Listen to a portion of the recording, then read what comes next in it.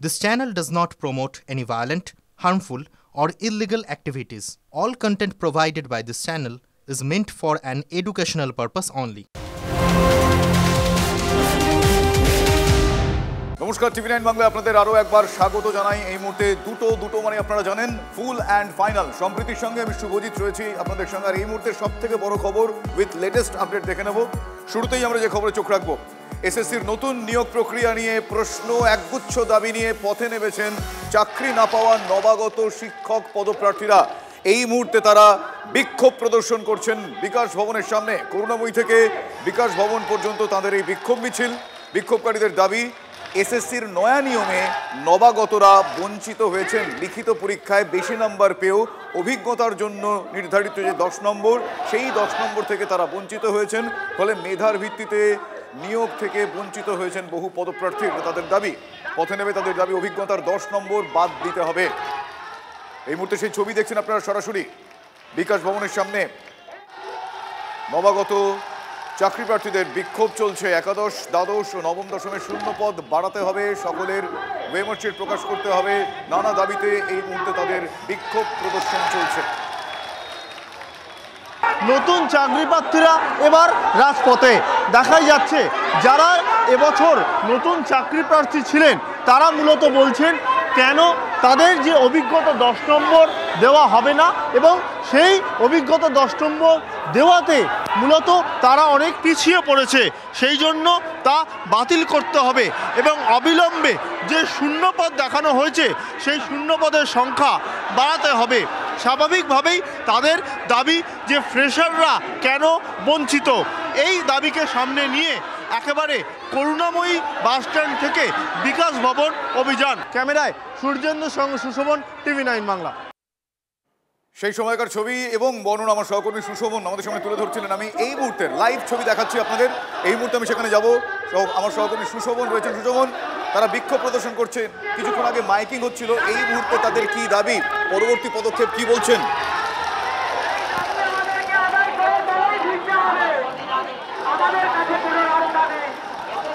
দেখো, করুণাময়ী থেকে বিকাশ ভবন যাওয়ার পথে পুলিশের তারা বাধা পায়। তারা বর্তমানে এখানে অবস্থান করছেন এবং তুমি দেখতে পাচ্ছ যে যারা মূলত এখানে একেবারে নতুন চাকরি প্রার্থী তারা এখানে অবস্থান করছে। আমার সঙ্গে রয়েছেন, একটু জিজ্ঞাসা করবো আপনাকে, আচ্ছা আপনারা এখানে এখন কি করবেন আর আপনাদের মূল দাবিটা কি সংক্ষেপে? আমাদের দাবি মূলত 3টে দাবি। আমাদের 1 লক্ষ ভ্যাকেন্সি বৃদ্ধি করতে হবে, আমাদের 10 নম্বর বাতিল করতে হবে, আর প্রত্যেকের ওএমআর পাবলিশ করতে হবে। প্রত্যেকের ওএমআর দাবির মধ্যে যে 10 নম্বর বাতিলের কথা বলছেন, এটা কেন বলছেন? আমরা 10 নম্বর বাতিল করতে হবে। ধরে নিন, আপনাকে আমি একটা প্রশ্ন করছি, আপনি 70-এ পরীক্ষা দিয়েছেন, আপনার কাট অফ কোনোদিন 75 হতে পারে? আপনি আমাকে প্রশ্ন করুন। আপনাকে আমি প্রশ্ন করলাম, তাহলে আমরা 70-এ পরীক্ষা দিয়েছি, আমাদের কাট অফ দেখাচ্ছে হচ্ছে 75, আমরা 5টা নাম্বার কোথা থেকে নিয়ে আসবো? আমাদের দাবি 10 নম্বর বাতিল করতে হবে। সংবিধানের 16 নম্বর ধারা অনুযায়ী প্রত্যেকের সমান অধিকার, আমাদের দাবি মানতেই হবে। আপনারা বলছেন এই 10 নম্বর কোনোভাবে কোনো দিনই যুক্ত করা যাবে না? না, আমাদের দাবি একটাই, 10 নম্বর কোনোভাবেই দেওয়া যাবে না। সংবিধান বিরোধী এই অন্যায় আমরা মেনে নিচ্ছি না। আমাদের ফ্রেশার্স, আমরা বঞ্চিত ফ্রেশার্স 10 বছর ধরে অপেক্ষা করছি। আমরা আমাদের দাবি যতক্ষণ পর্যন্ত মানা হবে না, আমরা কিন্তু এই রাজপথ ছাড়বো না। দেখো, এখানে আরো অনেকে আছে, একটু কথা বলার চেষ্টা করব। আচ্ছা, আপনারা এখানে অবস্থান করছেন, বিকাশ ভবন যাওয়ার কথা ছিল, পুলিশ বাধা দিয়েছে, সেক্ষেত্রে আপনারা এখন কি করবেন? আমরা এখানেই বসে থাকবো, আমাদের দাবি যতক্ষণ না মানা হচ্ছে আমরা এখানেই বসে থাকবো। কারণ এই রাজ্যে তাহলে আমরা বেকারই থাকবো, মানে এই রাজ্যে বেকারত্বের হার কেন এত বাড়বে? আমাদের চাকরির ওপর কিন্তু বেকারত্বটাও নির্ভর করছে, আর হাজার হাজার ছেলে মেয়ে যারা সরকারি স্কুলে পড়ে তাদের পড়াশোনাও নির্ভর করছে। এখন কটা মানুষ পারবে প্রাইভেট স্কুলে অত টাকা দিয়ে বাচ্চাকে পড়াতে? কটা মানুষ পারে? তাহলে যারা পারে না তাদের বাচ্চারা ভালো এডুকেশন পাবে না, তাদের তো রাইট আছে পাওয়া। এই সব কিছু নির্ভর করছে আন্দোলন। স্বাভাবিকভাবেই এখানে একেবারে দেখা যাচ্ছে যে তারা অবস্থান করছেন এবং তাদেরই অবস্থান চলছে। সেই ছবি আমরা দেখছি। শুধুমাত্র এই এক্সপিরিয়েন্স নম্বর নিয়ে এত টালবাহানা চলছে, কিন্তু অ্যাকর্ডিং টু গেজেট এবং সুপ্রিম কোর্ট সরাসরি এটা বলে দিয়েছিল যে এই এক্সপিরিয়েন্সের নম্বর তারা যেহেতু অভিজ্ঞতা অর্জন করেছে তাই তাদেরকে দেওয়া যেতেই পারে, এই নিয়ে কোনো প্রশ্ন থাকতেই পারে না। আর যেটা কাট অফ হয়েছে সেটা আউট অফ 80 হয়েছে। এখন বিষয়টা হচ্ছে, আমরা বিগত দিনে কিন্তু নিজেরাই চেয়েছিলাম যে 2016 এবং 2025-এর নিয়োগটা আলাদা হোক, তখন কিন্তু কেউ এগিয়ে আসেনি। আপনারা বারবার দেখে থাকবেন, আমরা এই দাবি জানিয়েছিলাম, কোর্টেও বলেছিলাম যে ওপেন কম্পিটিশন, একটা আনজাস্ট কম্পিটিশন, আনইকুয়াল কম্পিটিশনে ঠেলে দেওয়া হচ্ছে, দুটোকে আলাদা প্রসেস করা হোক। তখন কেউ শোনেনি। এখন এটা করার পরেও দেখা যাচ্ছে অনেক যোগ্যরা তারা কিন্তু আউট হয়ে গেছে। তাদের জীবনটা এখন কি হবে, আমরা সেটা নিয়ে অনেক চিন্তিত। আমরা আগামী দিনে চাইবো যে সরকার যেন নির্দিষ্ট পদক্ষেপ নেয় এবং যে আরো ভ্যাকেন্সি বাড়ানোর কথা বলা হচ্ছে, আমরা সহমত।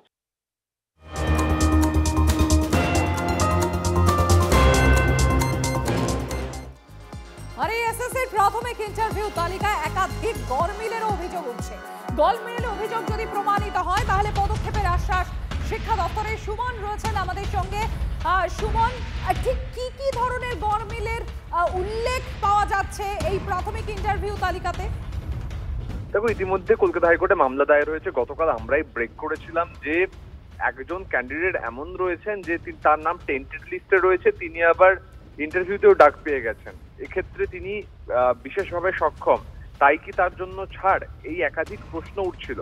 পাশাপাশি দেখা গেছে বয়সের সাথে কোনো সামঞ্জস্য নেই, তিনি শিক্ষকতার অভিজ্ঞতা পেয়ে ইন্টারভিউতে ডাক পেয়ে গেছেন। এই বিভিন্ন অভিযোগ একাধিক সময় আইনজীবীরা তুলেছিলেন। আজকে কলকাতা হাইকোর্টে মামলা দায়ের হয়েছে। সেক্ষেত্রে স্কুল শিক্ষা দপ্তর জানাচ্ছে যে এসএসসির কাছে অধিকার রয়েছে যে তারা যে কোনো সময় যে কারুর অ্যাপ্লিকেশন বাতিল করতে পারে। তাই ডকুমেন্ট ভেরিফিকেশনে তারা ডাক পেলেও তারা মূল প্রক্রিয়ায় থাকবেন না, এই আশ্বাস স্কুল শিক্ষা দপ্তর দিচ্ছে সম্প্রতি। ধন্যবাদ সুমন।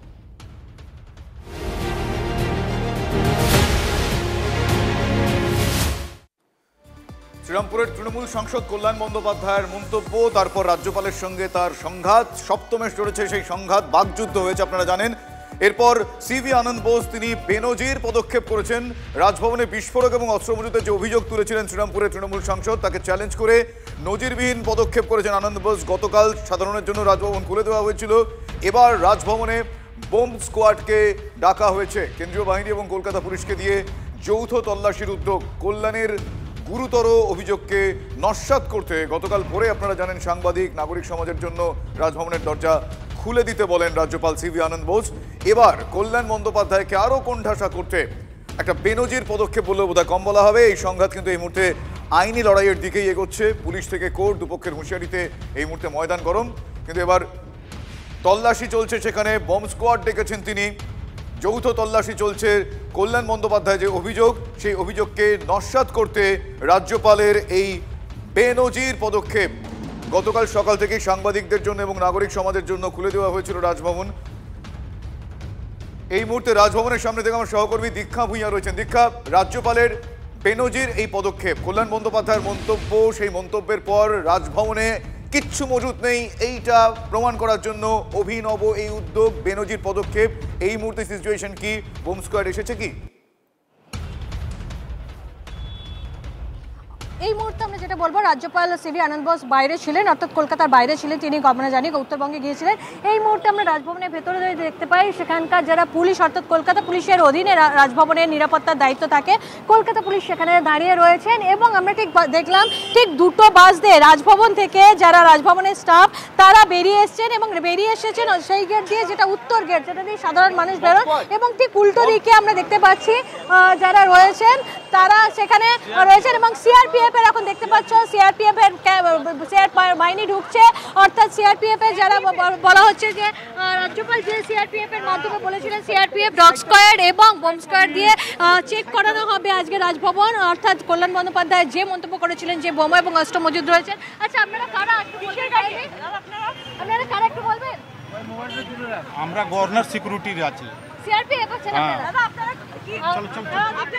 সিআরপিএফ ভ্যান এই মুহূর্তে রাজভবনের ভেতরে ঢুকছে, অর্থাৎ ঠিক 2:07 রাজভবনের ভেতরে সিআরপিএফ বাহিনী ঢুকছে, সেই ছবি তোমরা দেখতে পাচ্ছ। এবং 2টো দিকে রাজভবনের ভেতরে যে স্টাফেরা ছিলেন তারা বেরিয়ে এসছেন। এরপরেই রাজভবন বলা হয়েছিল রাজভবনের তরফ থেকে যে রাজ্যপাল সিভি আনন্দ বোস যখন রাজভবনে ঢুকবেন তার আগেই যেন সেখানকার স্টাফরা বাইরে বেরিয়ে আসেন, সেই নির্দেশ মতন 2টো থেকে স্টাফেরা বাইরে বেরিয়ে গেছেন।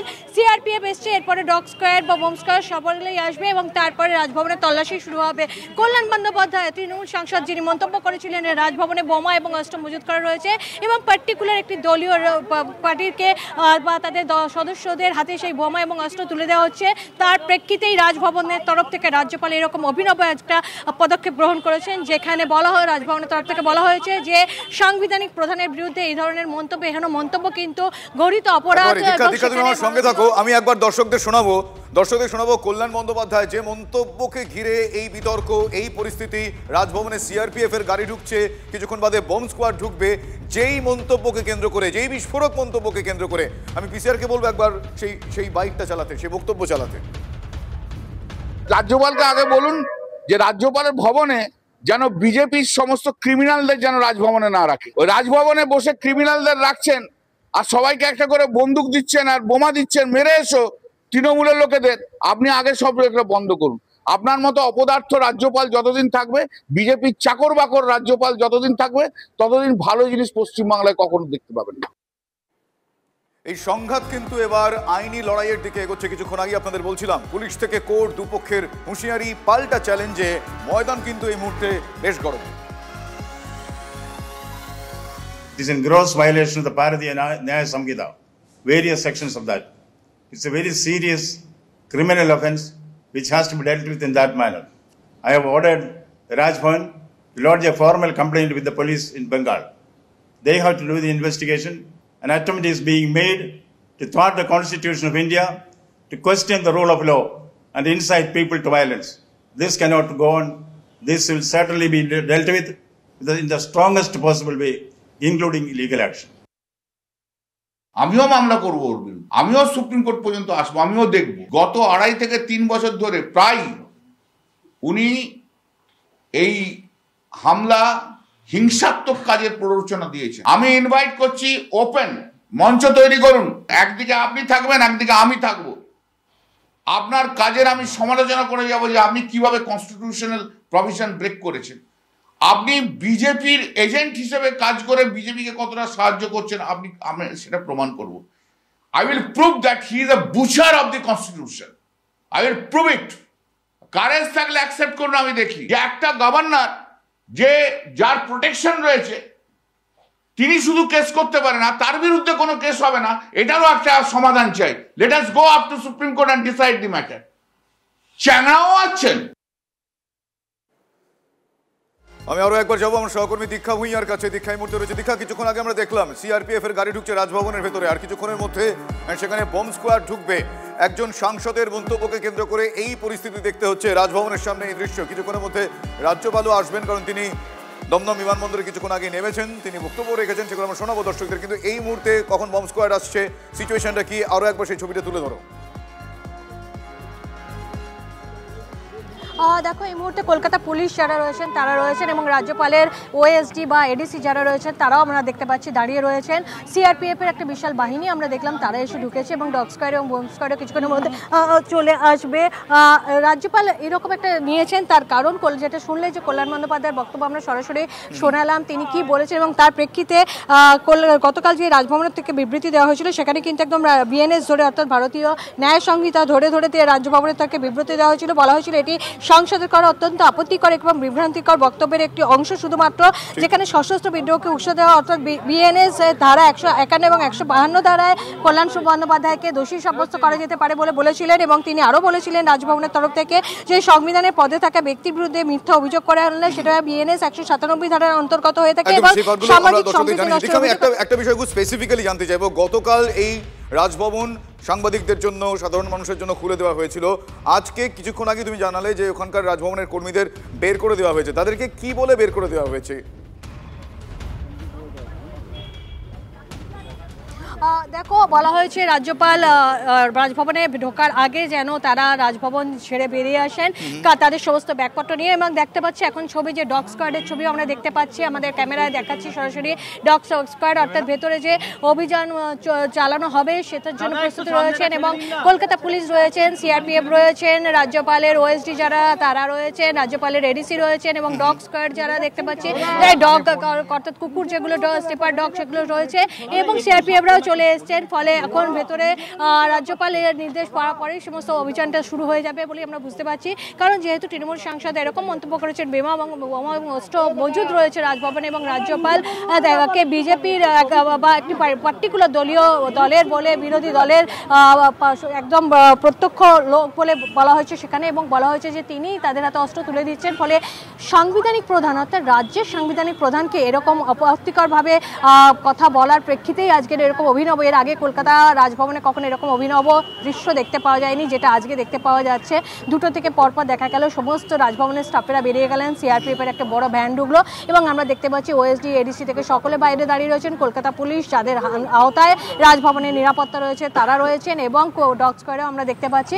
ফলে বলতে পারা যায় যে এই মুহূর্তে আর কিছুক্ষণ পর থেকে 2:30 থেকে যে সার্চ শুরু হবে রাজভবনের ভেতরে, সেটা 2:30 থেকে বলে হবে বলেই রাজভবনের তরফ থেকে জানানো হয়েছে। একদম সেই ছবি আমরা দেখছি এই মুহূর্তে। আজকে কিছুক্ষণ আগেই বিমানবন্দরে নেমে রাজ্যপাল সিভি আনন্দ বোস কি বলেছেন, আমি পিসিআর কে বলবো একবার আজকের এই তার বক্তব্য শোনাতে। See, the strongest possible steps that are sanctioned by the rule of law, the laws of the land and the constitution will be taken against his MD, because the constitutional position of the governor is sacrosanct. Caesar's wife must evoke suspicion. Therefore, I have ordered joint combing of the Rajbhavan today to see whether what he said is right or wrong. If it is wrong, certainly strongest steps will be taken against his irresponsible, inflammatory statement. Thank you, sir. অবশ্যই গণতন্ত্র মানেই ballot, আর যেখানে ballot নিশ্চিন্তে চলতে পারে না বা লোক ব্যবহার করতে পারে না, বুলেট আনতে হয়, তার মানে সেখানে পরিস্থিতি স্বাভাবিক নেই, সেই জন্যই পরিবর্তন চাই। এই মুহূর্তে তন্ময় ঘোষ আমার সঙ্গে টেলিফোন লাইনে রয়েছেন, তৃণমূল কংগ্রেসের মুখপাত্র। তন্ময়বাবু, আপনি দেখছেন এই ছবি আমরা দেখাচ্ছি, তৃণমূল কংগ্রেস সাংসদ কল্যাণ বন্দ্যোপাধ্যায় একটা মন্তব্যকে কেন্দ্র করে এই পরিস্থিতি। রাজভবনে সিআরপিএফ ঢুকছে, রাজভবনে ডগ স্কোয়াড, বম স্কোয়াড ঢুকছে, এবং রাজ্যপাল কিছুক্ষণ আগেই আমাদের জানিয়েছেন, আমাদের বুমের সামনে তিনি জানিয়েছেন যে সাংবিধানিক নিয়ম মেনে কঠোর ব্যবস্থা নেওয়া হবে যদি কল্যাণ বন্দ্যোপাধ্যায়ের মন্তব্য ভুল প্রমাণ করতে পারেন। আপনি সেই দলেরই একজন প্রতিনিধি, আপনার প্রতিক্রিয়া আমি চাইব। কল্যাণবাবু একজন আইনজীবী এবং সাংসদ, তিনি তার বক্তব্য রেখেছেন, এটা দলীয় বক্তব্য নয় নিশ্চিতভাবে, কিন্তু তিনি তার ব্যক্তিগত মতামত রেখেছেন, এটা একদিক। দ্বিতীয় দিক, মাননীয় রাজ্যপাল যেভাবে সমস্ত কিছুকে তার সাংবিধানিক পদ ছাড়িয়ে গিয়ে রাজনীতি করতে চেষ্টা করছেন, সেই বিষয়কেও আমরা নিন্দা জানাই। দলের পক্ষ থেকে আপাতত এই বক্তব্যই আমাদের থাকবে। ধন্যবাদ আপনার প্রতিক্রিয়ার জন্য। আমি আরও একবার আমার সহকর্মী দীক্ষা ভূঁইয়ার কাছে যাবো। দীক্ষা, এই মুহূর্তে বোম স্কোয়াড, ডগ স্কোয়াড, কিছুক্ষণ পরেই আমরা জানি রাজ্যপালও সেখানে আসবেন। আরও একবার তোমার কাছ থেকে সেই ছবিটা দেখতে চাইবো। এখন 2:15 বাজে, সিআরপিএফ যারা তারা চলে এসেছেন, সিআরপিএফের যারা আধিকারিক তারা রয়েছেন, আমরা দেখতে পাচ্ছি যারা ওএসডি রয়েছেন তারা রয়েছেন, এবং এডিসি, রাজ্যপালের 2জন সহায়তা এডিসি থাকেন, একজন এডিসি রয়েছেন, এবং রাজ্যপাল, আমি কিছুক্ষণ আগে এটা জানলাম যে দমদম বিমানবন্দরে নেমেও তিনি বক্তব্য রেখেছেন। রাজ্যপালের সঙ্গে আরেকজন এডিসি থাকেন, এবং কলকাতা পুলিশ যেহেতু রাজভবনের পুরো ভেতরের দায়িত্ব, রাজভবন নিরাপত্তার দায়িত্ব কলকাতা পুলিশের অধীনে, এবং এটা হচ্ছে বাঁদিকে আমাদের সেটা হচ্ছে সাদা যে অংশটুকুনি যদি দেখতে পাই, সেটা হচ্ছে যে কলকাতা পুলিশের আউটপোস্ট যেটাকে বলা হয়ে থাকে রাজভবনের, সেটা, এবং কলকাতা পুলিশও রয়েছেন। সমস্ত স্টাফেরা বেরিয়ে গেছেন, আর যে কজন স্টাফ রয়েছেন যারা সাফাই কর্মী তারাও আস্তে আস্তে ভেতর থেকে বেরিয়ে আসছেন। 2:15 বেজে গেছে, তো 2:30 থেকে ঠিক শুরু হবে এই সার্চ। অর্থাৎ তৃণমূল সাংসদ যে বলেছেন বোমা এবং অস্ত্র মজুত করে রাখা আছে ভেতরে, সেটার প্রেক্ষিতেই রাজভবনের তরফ থেকে রাজ্যপাল এত বড় পদক্ষেপ গ্রহণ করেছেন। তার কারণ সাংবিধানিক প্রধান হিসেবে রাজ্যের সাংবিধানিক প্রধান হিসেবে তার বিরুদ্ধে তৃণমূল সাংসদের এই মন্তব্য, রাজভবন কিন্তু কড়া ভাষায় তার বিবৃতি দিয়েছে, দুবার বিবৃতি দিয়েছেন, এবং গতকালকে ভোর 5টা থেকে বিকেল পর্যন্ত রাজভবন খুলে রাখা হয়েছিল। সাধারণ মানুষ 100 জনকে সেখানে ঢুকতে দেওয়া হয়েছে, যে কোথায় এরকম বোমা বা অস্ত্র মজুদ রাখা হয়েছে, যেটা তৃণমূল সাংসদ দাবি করেছেন। এবং তারপরে বিএনএস এর কোন কোন ধারায় রাজ্যপালের বিরুদ্ধে কথা বলে তৃণমূল সাংসদ কি কি অধিকার ভঙ্গ করেছেন, সেগুলোর পর্যন্ত বিবৃতি জারি করা হয়েছে। আর কিছুক্ষণ পরেই ডগ স্কোয়াডের মাধ্যমে এবং বোম স্কোয়াডের মাধ্যমে যে আরোপ নিয়ে আসা, যে অভিযোগ নিয়ে এসেছিলেন তৃণমূল সাংসদ কল্যাণ বন্দ্যোপাধ্যায়, তা সাধারণ মানুষ মিডিয়ার মাধ্যমে তুলে ধরার করার জন্যই এই অভিনব ব্যবস্থা বলে মনে করা হচ্ছে। কিন্তু আজ পর্যন্ত রাজভবনে, কলকাতার রাজভবন বলা যায় বা এই রাজ্যের রাজভবনে এরকম দৃশ্য এর আগে কেউ দেখেছে বলে মনে করতে কেউ পারবেন না।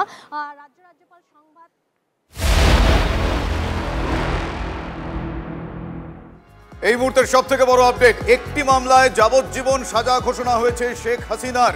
এই মুহূর্তের সব থেকে বড় খবর, সব থেকে বড় আপডেট, একটি মামলায় যাবজ্জীবন সাজা ঘোষণা হয়েছে শেখ হাসিনার। প্রহসনের বিচারে কোট আনকোট দোষী সাব্যস্ত। একটি মামলায় যাবজ্জীবন কারাদণ্ড শেখ হাসিনার।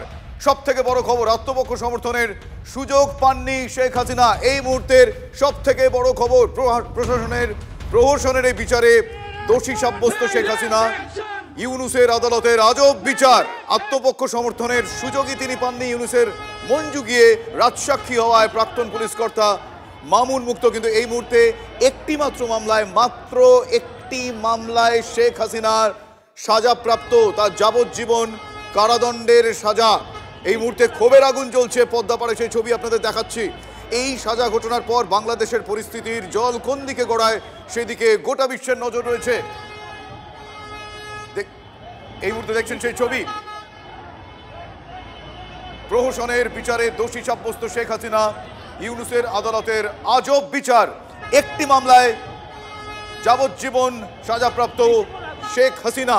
একটি মামলায় যাবজ্জীবন কারাদণ্ডের শাস্তি শেখ হাসিনার।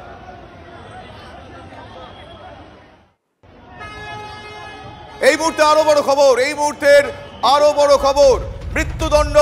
প্রহসনের রায়, শেখ হাসিনার মৃত্যুদণ্ড। এই মুহূর্তে সব থেকে বড় খবর, এই মুহূর্তে গোটা পৃথিবীর কাছে সব থেকে বড় খবর, মৃত্যুদণ্ড। এই মুহূর্তে সব থেকে বড় খবর, শেখ হাসিনার প্রহসনের রায়, শেখ হাসিনার মৃত্যুদণ্ড।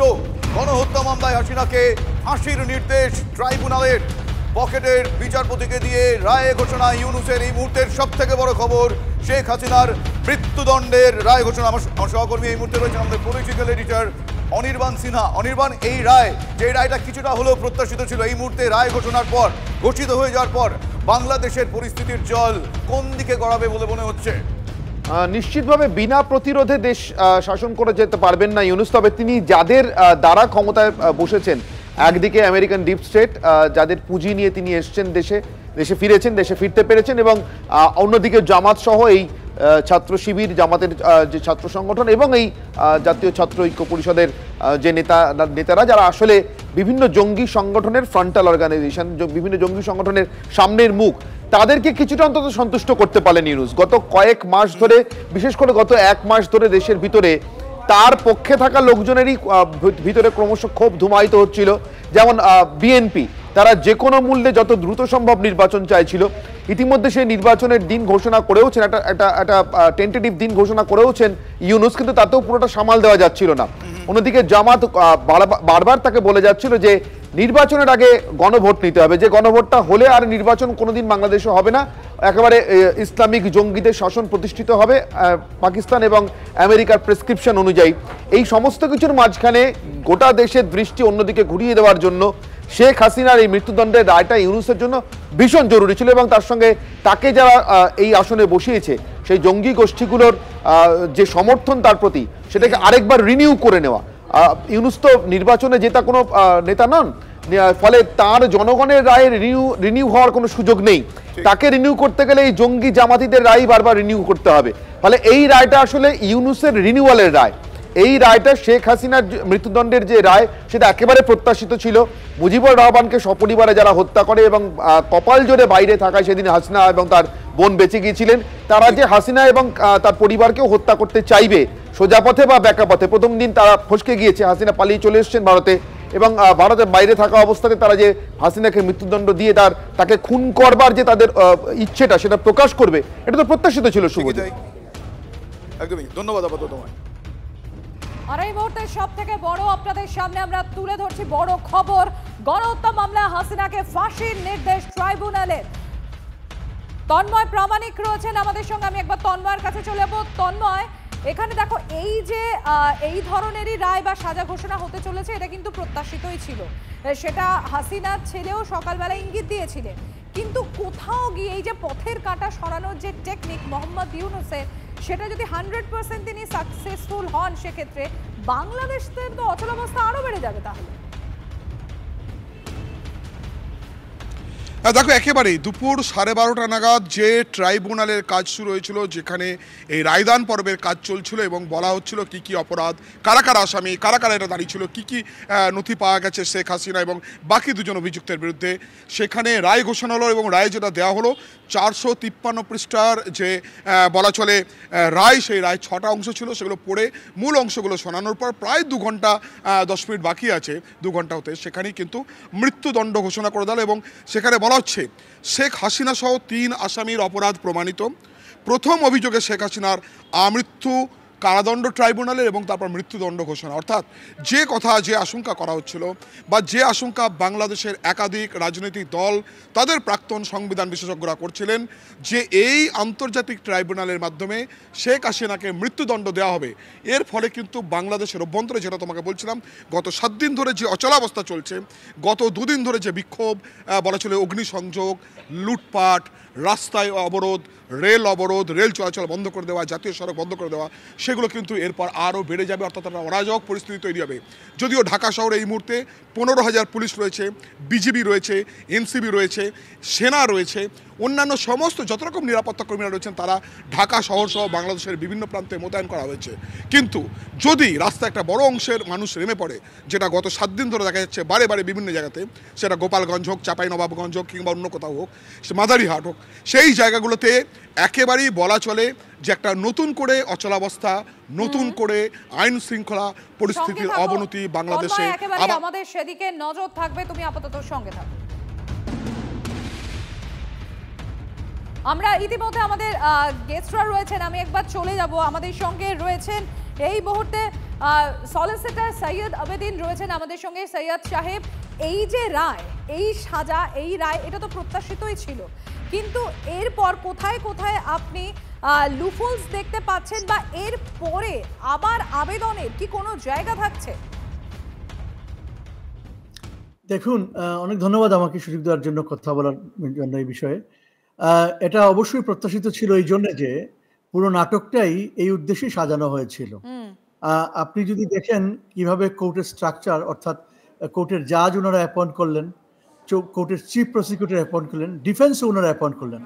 প্রত্যেক অভিযুক্তর অধিকার আছে তার নিজস্ব নিজের ডিফেন্স লয়ার অ্যাপয়েন্ট করা। ওরা করতে দেয়নি। ওনাদের উইটনেস ডাকার অধিকার আছে, ডাকতে দেওয়া হয়নি। ওনাদের এভিডেন্স প্রেজেন্ট করার অধিকার আছে, তা করতে দেয়নি। এবং আপনার যে অধ্যাদেশ নিয়ে আসলো প্রেসিডেন্সিয়াল অর্ডিন্যান্সের মাধ্যমে, সেগুলো একেবারে টার্গেটেড, আওয়ামী লীগকে টার্গেটেড করে। এই ট্রাইব্যুনালকে সাজানো হয়েছে আওয়ামী লীগকে টার্গেট করে, মাননীয় প্রধানমন্ত্রী শেখ হাসিনাকে লক্ষ্য করে, যাতে এই দলটিকে নিশ্চিহ্ন করে দেওয়া যায়। এটা একটা পলিটিক্যালি মোটিভেটেড জুডিশিয়াল পারসিকিউশন ছাড়া আর কিছুই নয়। তো এই যে অধ্যাদেশগুলো আনা হলো, এগুলোও কিন্তু অবৈধ, কারণ ওই আর্টিকেল 9। কিন্তু সৈয়দ সাহেব, এখানে তো বারংবার যে প্রশ্নটা উঠে আসছে, এটা আইনের নামে বা বিচারের নামে যে প্রহসন চলছে, যেটার কথা বারংবার বলা হচ্ছে এবং যেটা আমরা দেখেওছি এর আগে, বাংলাদেশ, এই দেশে সাধারণ মানুষ যারা রয়েছেন, তাদের স্বার্থে তো অন্তত একটা স্টেবল পলিটিক্যাল পার্টি বা একটা রুলিং পার্টির দরকার ছিল। সেটা তো এখন অথই জলে পড়ে গেল সেই আশা।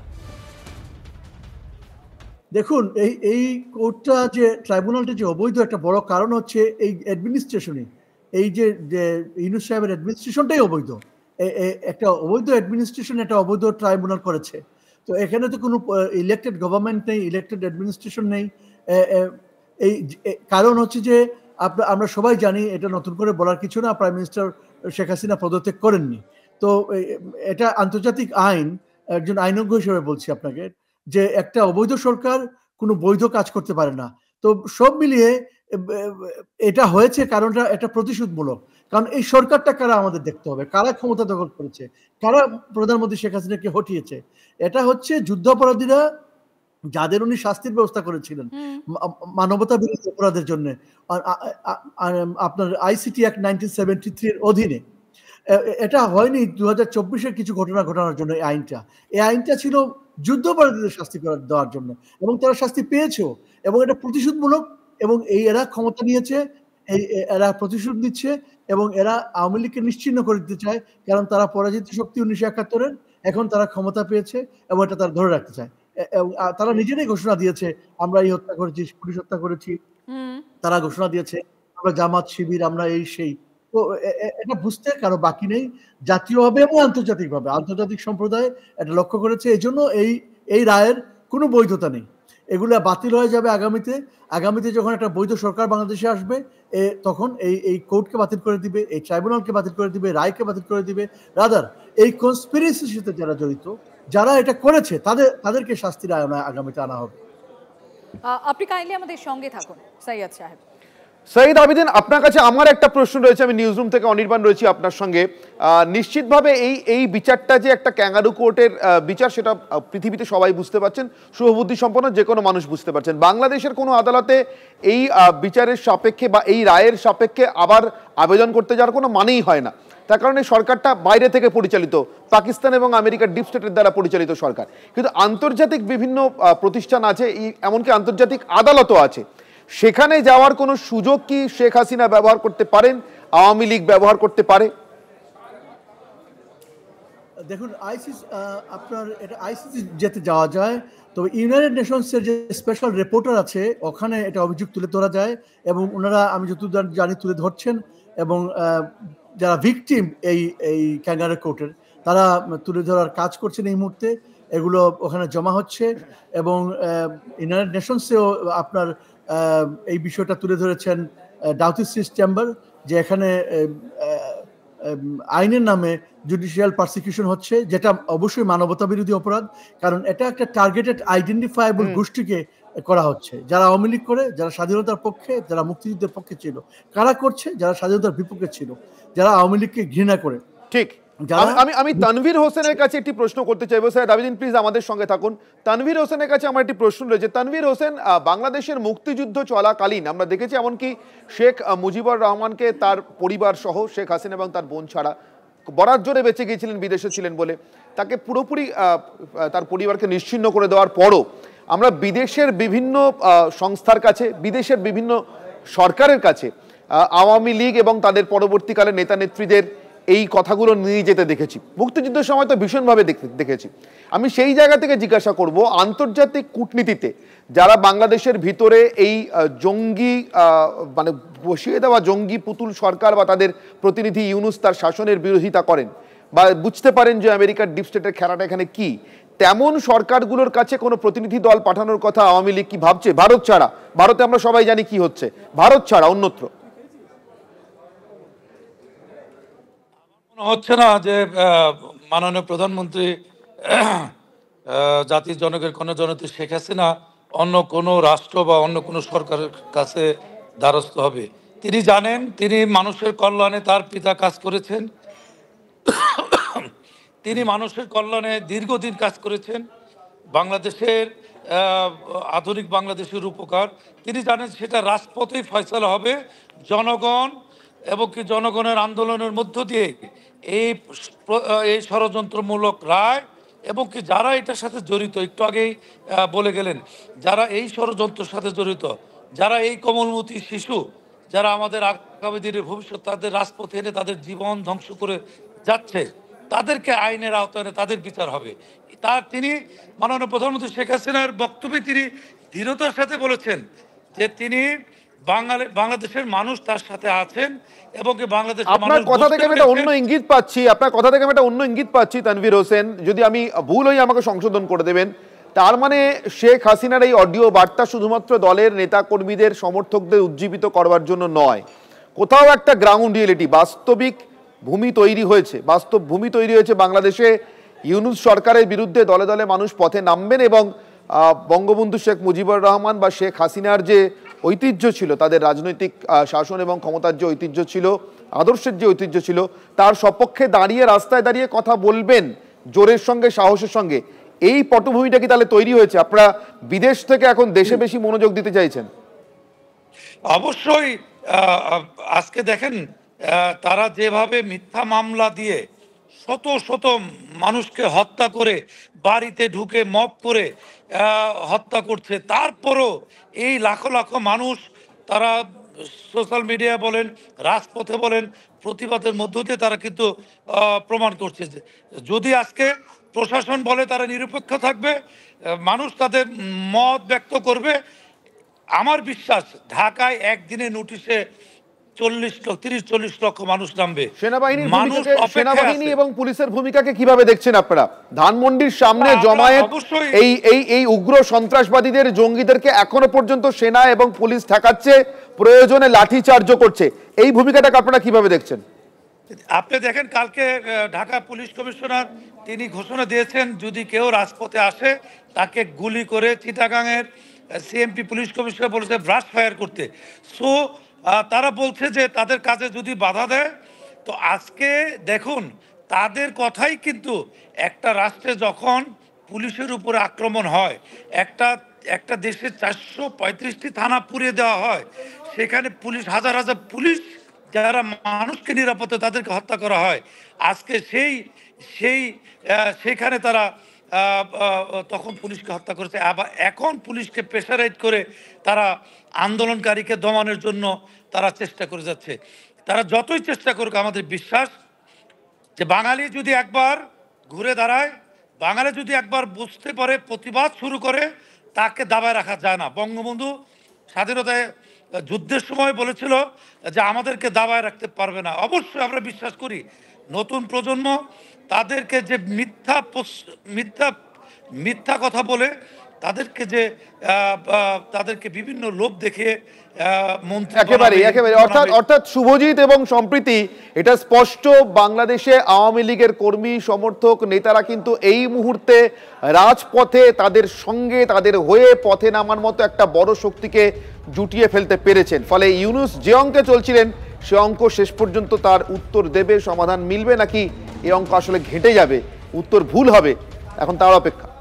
একদমই এই মুহূর্তে সেটাই অপেক্ষা। কিন্তু যেই খবরে আমরা ছিলাম, এই মুহূর্তের সব থেকে বড় খবর, আরো একবার বড় করে সেই খবর আমরা দেখাচ্ছি। প্রহসনের রায়ে শেখ হাসিনার মৃত্যুদণ্ড, গণহত্যা মামলায় হাসিনাকে ফাঁসির নির্দেশ ট্রাইব্যুনালের।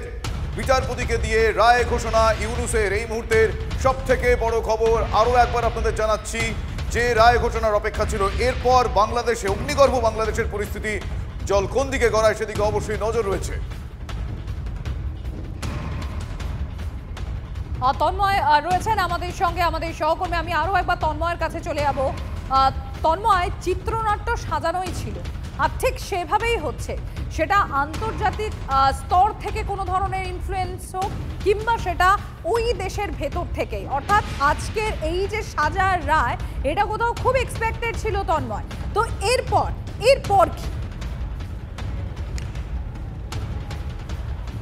দেখো, এটা তো এক্সপেক্টেড ছিল, এটা তো আশঙ্কা করাই হচ্ছিল। কারণ একটু আগেই যেটা আমরা পরপর অতিথিদের কাছে শুনলাম, অনির্বাণও বলল যে একটা এমন আন্তর্জাতিক ট্রাইব্যুনাল যেটাতে রাজাকার এবং বাংলাদেশের ক্ষতি করে যারা, সেই সমস্ত ব্যক্তিদের বিচার করার জন্য তৈরি হয়েছিল, যেটা হাসিনা করেছিলেন, সেই আন্তর্জাতিক ট্রাইব্যুনালে হাসিনার বিচার হলো। কীরকম না, সেখানে এই যে তদারকি সরকার, তারা বিচারক নিয়োগ করলেন, 3 জন বিচারপতি নিয়োগ হলো সেই সব এই বিশেষ আদালতে। সেখানে হাসিনার পক্ষে যিনি দাঁড়িয়েছেন সেটাও ঠিক করে দিয়েছে এই তদারকি সরকার। ফলে যা হবার তাই হয়েছে, একটা রায় বলে বলা হলো। কারণ হচ্ছে, যেটা একটু আগেও অনির্বাণ বলছিল, যে বারে এখানে দুটো অংশ তো ভাগ হয়ে গেছে বাংলাদেশে। একদল হচ্ছে রাজনীতির মাধ্যমে নির্বাচিত সরকার এসে দেশের ক্ষমতা দখল করুক এবং দেশটাকে ঠিকঠাক করুক।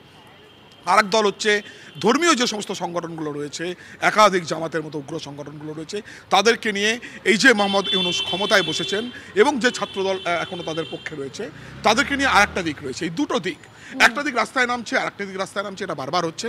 এবার যেটা বলার, গত 2-3 দিন ধরে যে ইঙ্গিত, এবং কিছুক্ষণ আগেই আমরা একটু আগে যে বক্তব্য শুনলাম, যে কয়েক লক্ষ মানুষ একসাথে ঢাকার রাজপথে নামবে, অর্থাৎ কোথাও প্রস্তুতি চূড়ান্ত, দুটো প্রস্তুতি চূড়ান্ত।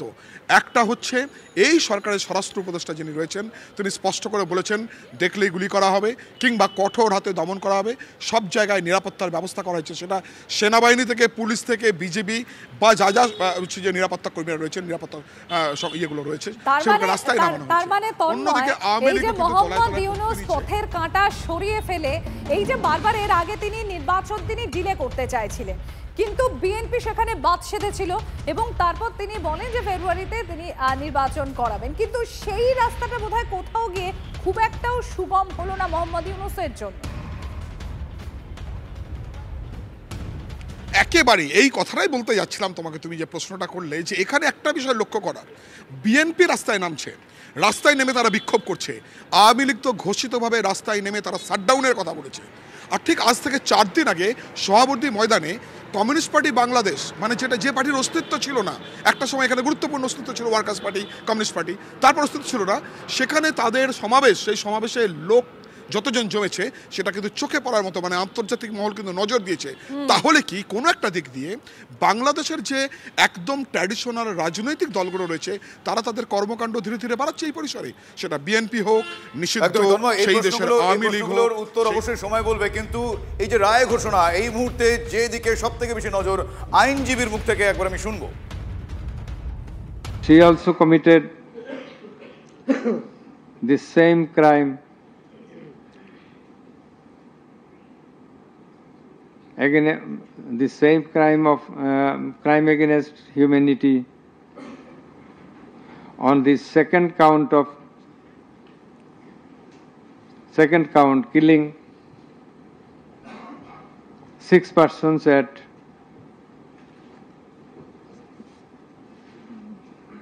Sankarpur of Dhaka,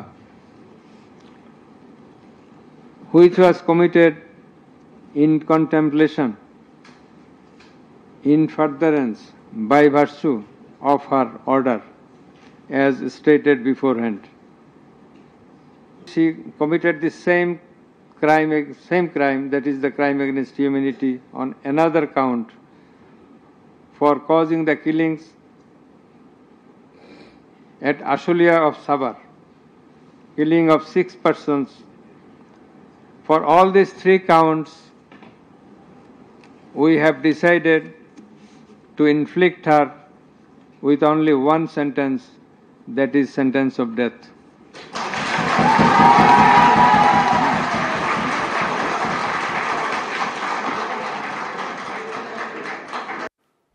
এই মুহূর্তের সবথেকে বড় খবর আরো একবার আপনাদের জানাবো, যে কারণে দোষী শেখ হাসিনা এক এক করে গণহত্যার নির্দেশ, কোনো পদক্ষেপ না নেওয়া, আজীবন কারাদণ্ডের নির্দেশ তার বিরুদ্ধে। এছাড়াও গণহত্যার কাজে ড্রোন, হেলিকপ্টার এবং মারণাস্ত্র ব্যবহারে দোষী প্রমাণিত হওয়ায় তার বিরুদ্ধে শাস্তি। এর মধ্যে ঢাকায় 6 জনকে হত্যার নির্দেশ, মৃত্যুদণ্ডের নির্দেশ, যে কারণে শেখ হাসিনাকে মৃত্যুদণ্ডের আদেশের সঙ্গে সঙ্গে আপনারা শুনলেন গোটা আদালত চত্বর কেমন হাততালিতে ফেটে পড়ল। আসাদুজ্জামান খান কামাল দোষী সাব্যস্ত হয়েছেন, তাকেও মৃত্যুদণ্ডের নির্দেশ দেওয়া হয়েছে। যাবতীয় সম্পত্তি হাসিনা ও কামালের ব্যবহার হবে দেশের জন্য। প্রমাণ আমাদেরকে সংগ্রহ করার ব্যাপারে সাহায্য করেছেন সকলের প্রতি প্রসিকিউশনের পক্ষ থেকে আমরা গভীর কৃতজ্ঞতা জানাচ্ছি। সবশেষে শহীদ পরিবার, যাদের ক্ষতি কোনো কিছু দিয়ে পূরণ হবে না, তাদের সামনে অন্তত একটা ন্যায় বিচারের দৃষ্টান্ত স্থাপন করতে পেরেছি, এই জন্য তাদের প্রতি কৃতজ্ঞতা জানিয়ে আপনাদের সবাইকে ধন্যবাদ দিয়ে আমার কথা শেষ করছি। আমরা শহীদের পরিবারের পক্ষ থেকে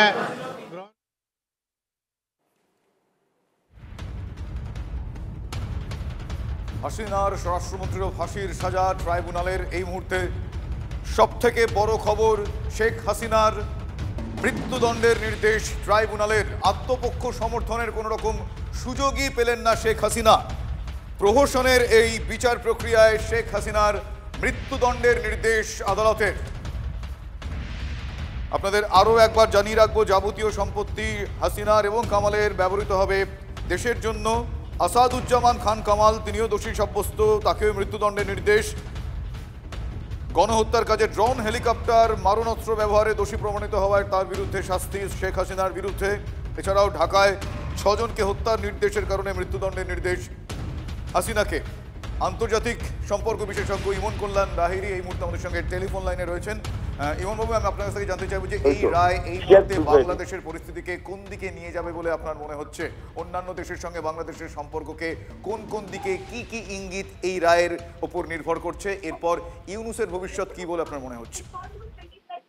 দেখুন, এই রায়ের কোনো যৌক্তিকতা নেই।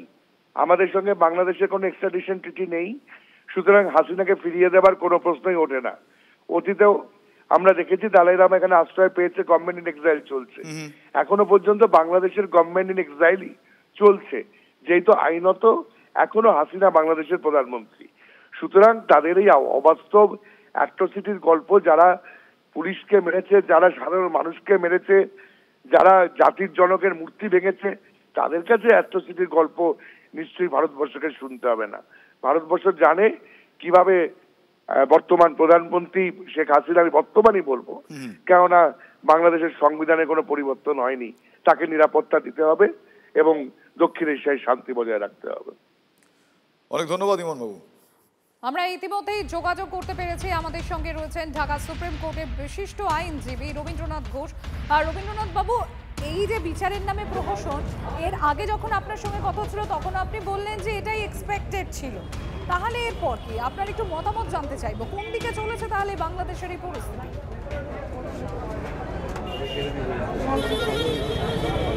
আমি নিরপেক্ষভাবে যদি বলতে যাই তাহলে বলতে হবে যে রায়টা দেওয়া হয়েছে without the presence of the accused.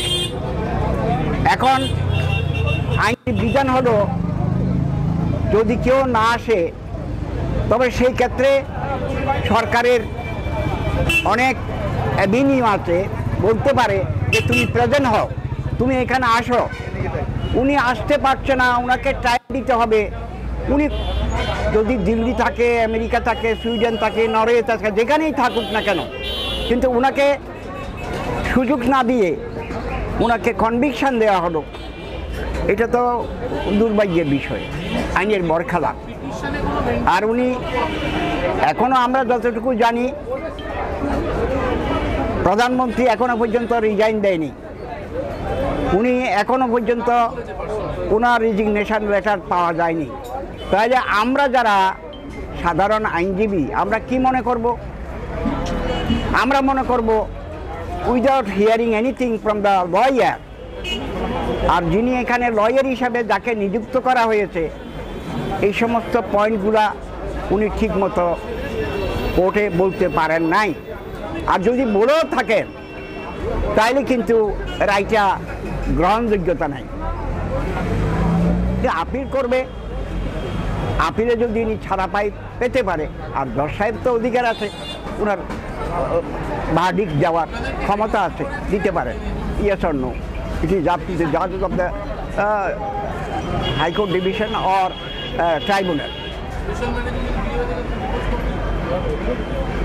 Rabindranath বাবু, তাহলে এর পরে তো আর অ্যাপিল করার কোনো জায়গা থাকলো না? ওই তো অ্যাপিল তো করতে পারবে, ওনাকে প্রেজেন্ট থাকতে হবে, ওনাকে প্রেজেন্ট থাকতে হবে। যদি না থাকে তাহলে কার্যকরী হবে রায়। তাহলে রবীন্দ্রনাথ বাবু, এই মুহূর্তে যা পরিস্থিতি, বাংলাদেশের সাধারণ মানুষের হয়েই এই প্রশ্নটা করি, তারা তাহলে এই মুহূর্তে কোন অবস্থানে থাকলেন এই রায়ের পর, এই রায় ঘোষণার পর?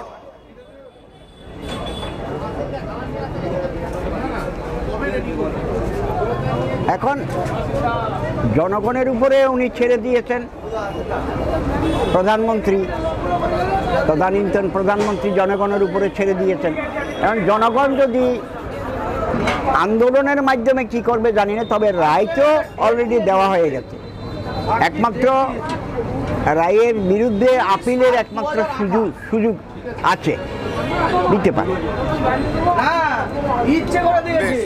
ধন্যবাদ আপনাকে।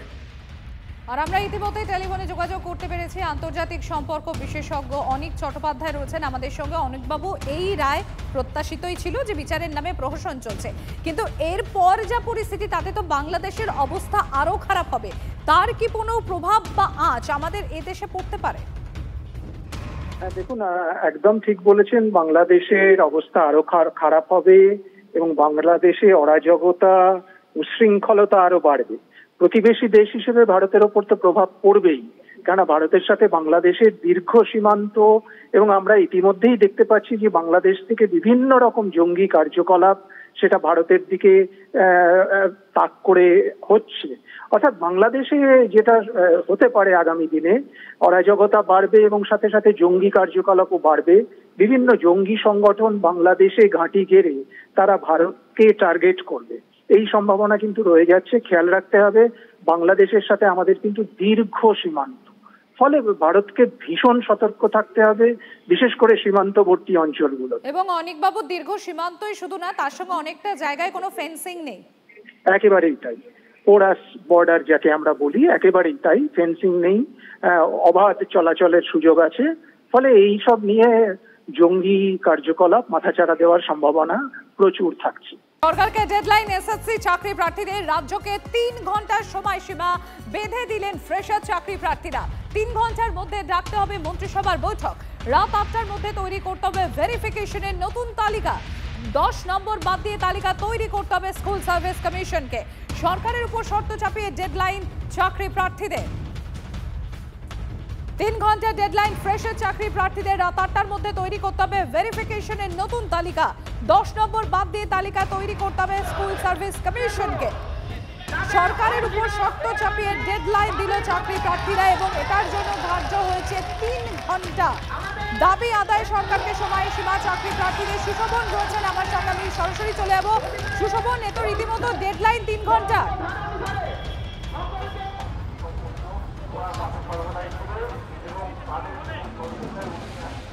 একেবারেই দেখো, তারা সময়সীমা বেঁধে দিয়েছেন এবং তুমি দেখতে পাচ্ছ যে তাদের যে অবস্থান, সেই অবস্থান একইভাবে চলছে। তাদের যেটা বক্তব্য যে অবিলম্বে তাদের যে দাবি, সেই দাবি মানতে হবে। আপনারা এখানে অবস্থান করছেন, কতক্ষণ সময়সীমা বেঁধে দিচ্ছেন এবং আপনাদের কতক্ষণের মধ্যে সরকারকে কি পদক্ষেপ নিতে আপনারা দাবি করছেন? আমাদের মূল দাবি 2012 সালের পর কোনো এসএসসি হয়নি, সমস্ত সিট আপডেট করে ভ্যাকান্সি নিয়োগ করা হোক এবং স্বচ্ছতার সাথে নিয়োগ হোক, সবার ওএমআর প্রকাশ করা হোক, 2016-র অবৈধ প্যানেলের টিচারদেরকে 10 মার্ক না দেওয়া হোক, এটাই আমাদের মূল দাবি। কতক্ষণ সময় বেঁধে দিন? আমাদের সময় সন্ধ্যা পর্যন্ত, আমরা 4-5টা পর্যন্ত দেখব। যদি আমাদের এই গান্ধীবাদী আন্দোলন সরকার বা সরকারের পুলিশ না শুনে, তো আমরা ভয়ঙ্কর কাজকে বিকাশ ভবনের গেট ভেঙে হলেও আমরা চেয়ারম্যানের কাছে ঢুকবো। বুঝতেই পারছো তারা বর্তমানে অবস্থান করছেন, কিন্তু তাদের যে সময় দিয়েছে সেই সময় যদি পেরিয়ে যায় তারপর তারা পরবর্তী পদক্ষেপ নেবে। এবং দফায় দফায় আমার চিত্র সাংবাদিক সূর্যেন্দু দেখাচ্ছে, দফায় দফায় পুলিশের সঙ্গে কথা হচ্ছে। পুলিশ বারবার বোঝানোর চেষ্টা করছে সামগ্রিক কী পরিস্থিতি এবং এই জায়গায় দাঁড়িয়ে তাদের কি করণীয়। যদিও কিন্তু পুলিশ এখনো পর্যন্ত তাদের আবেদন করছে, পুলিশ কিন্তু বোঝানোর চেষ্টা করছে। অপর দিক থেকে তোমায় জানিয়ে রাখি, পুলিশের তরফ থেকে বলা হচ্ছে যে তাদের যে এই যে কর্মসূচির কোনো রকম অনুমতি ছিল না, তাদের কর্মসূচি আচার্য সদন ছিল, কিন্তু তার পরিবর্তে যেহেতু বিকাশ ভবন অভিযান করেছে তাই পুলিশকে এই যে মিছিলটা আটকাতে হয়েছে। ধন্যবাদ সুশোভন। আপনারা দেখতে পাচ্ছেন 3 ঘন্টা ডেডলাইন বেঁধে দিল কমিশনকে চাকরি প্রার্থীরা। ফ্রেশার্স চাকরি প্রার্থী যারা, রাত 8টার মধ্যে নতুন করে ভেরিফিকেশন লিস্ট তৈরি করতে হবে এবং এই লিস্ট যে তৈরি হবে তাতে 10 নম্বর বাদ দিয়েই